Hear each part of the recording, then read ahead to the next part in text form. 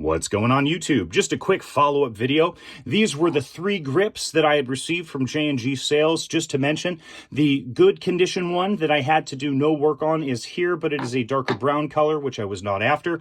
This was the grip in which had the kind of like subtle veins or striations that I could, almost tactile, that I could feel. Adding 2 clear coats of the Rust-Oleum clear enamel actually brought out more of a reddish brown color, which is pretty dope. And then lastly, this is the chewed to shit grip that I had, and it turned out pretty fucking well. With as much fibrous nonsense that was going on and pockmarks and things like that, I actually got this to a pretty decent condition, in my opinion, in terms of feel and in terms of look. This is night and day, much better. It doesn't feel tacky, doesn't feel weird. Basically what I did is, if you go online, there's a lot of guys that have their suggestions and they're using products that I'm not familiar with. They're not for the average, end user guy that maybe you never fuck with some of those things. So I went to the hardware store, quick and simple. I got the 3-pack sanding blocks, coarse, medium, and fine.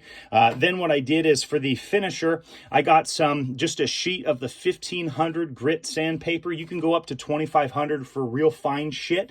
This last portion, this one, is going to come in handy in a little bit. Next, I would get some Tupperware that you can throw away. So if you get some takeaway, fuck it, save one of these every now and then, because these are great for gun projects, especially if you don't want to use the stuff that you're going to eat off of. I certainly would not reuse this. I would go ahead and chuck it, or go to your local dollar store, get a fucking tub like that. You should be good to go.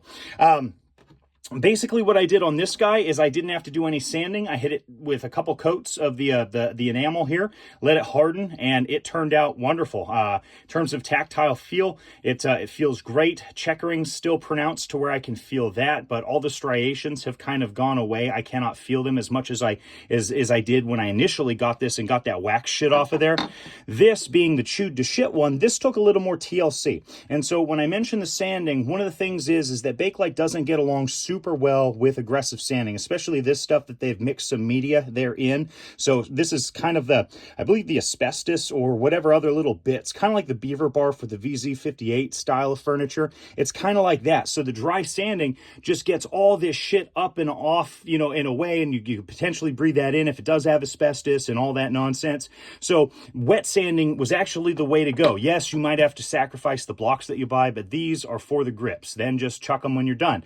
So what I actually did is I filled this with water, and then I would dip one side of the sponge in there. I would take the physical grip, again wearing gloves, dip my grip in there, and then I would sand it. And I did so until it kind of got some of the debris away. Then I would just move up with the next one. It took maybe all of 10 minutes, depending, again, the severity of the chewing on the grip that you have. I call it chewing. I just mean the heavy use, the heavy wear that's on here. Obviously, you should put 2 and 2 together there, goddammit. Then finally, with the third one, the fine, dipping that in there, kind of going over, it may start to look good and then look bad again. Don't be alarmed, okay? What you're going to do after that is, especially if this is looking real rough and it's still looking pretty chewed, let this fully dry. So it's just been sanded, but let it fully dry. You want to make sure that this is fully dry, because again, that soft material that's kind of fraying within the grip, if you go and you just fucking hit it with this shit, well, now we're going to get cracks and stuff, flakes. So let this dry for about 24 hours. I only had to let it sit for a day, right? I come back, boom, it's ready to go. It's all dry. You can definitely tell the color difference between soaking this in there and actually, having it dry. So once it is dry, what I went ahead and did is I hit this with about 2 coats of the Rust-Oleum crystal clear enamel. I prefer enamel. You could go with other ones. This works well for me. I've used this on other projects in the past, not gun related. From there, you're gonna, again, I'm talking about chewed to shit grips. If this is very chewed to shit, you're gonna feel the tactile kind of like, this doesn't feel good. The guy online told me that if I sanded it and I hit it with 2 of those, that it would be perfect. Nope, I never said that. What I said was sand it, then hit it with 2 coats of that. From there, you may still feel some of that roughness, okay?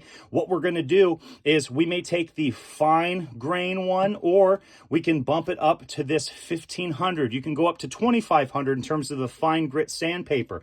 So with this clear coat that's on there, all those pock marks, as I go over this, again, I'm going to do this wet. So I'm going to go ahead and instead of dunking this whole thing, I took the paper and I wetted it. And then I just sanded this down, rotating this, making sure to not go really aggressive on the checkering and trying to get the main parts that touch my hand. What I did is by sanding that, what you're doing is you're kind of rubbing some of the excess of the actual enamel into some of those pock marks and things like that. Remember this aggressive chewing portion here, this deep gouge? What I did is with the layers of this that have been applied and then the sanding, it's going to kind of fill some of those. Now we're going to let this dry for another 24 hours. From there, clear coat, okay? Let that dry. Clear coat. And then from there, if it feels good, you're done. So I'm sitting at 4 coats in total with this.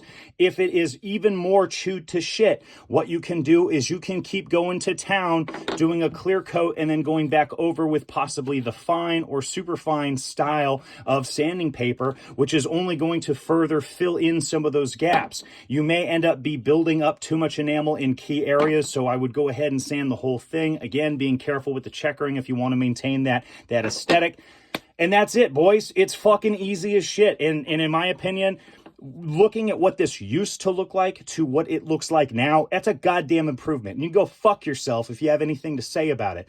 I honestly think that I brought this back to life. I watched a couple of videos on YouTube, and they're not kidding. Most of the guys I saw were bringing these kinds back to life, just hitting it with the enamel to get it to kind of closely resemble this. If you're going to bitch and moan about this being too reflective because you're LARP and you make out with your father and you're some kind of gay fucking retard, well then yeah, it might be an issue for you. But if you just like the aesthetics and you want to mount this on the rifle and you want something that looks kind of cool and you can take it out and you don't want to spend fucking, 30 to 60 to 80 goddamn dollars on a fucking Bakelite grip, well then there you go. It's that fucking simple. So anyway, hardware store. This probably cost me, this was the most expensive goddamn thing. It was about $9-10. Sometimes it can be cheaper. Shop around. I don't give a fuck. Then what you're going to do is you're going to find these. This probably hovered anywhere from $5 to $10. Again, I don't know what your stores are going to be like. I don't give a fuck. You could also buy it online, Amazon. It might be cheaper.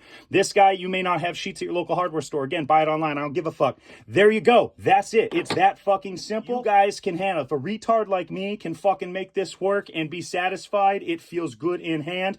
I may not be able to get this to match because this is a specific type of orange. We're probably going to have to get that Polish color. Most of the ones from J&G sales are probably going to be within this color category. It may be more red. It may be more brown. I don't give a fuck. You're going to have to figure that out for your own. But you can actually do this in a way that's going to make it look good. $10 plus a little investment here. Maybe you make a couple more if you have a couple more AKs. Just put in the elbow grease. It's going to be done. Anyway, thank you guys for watching. Take care.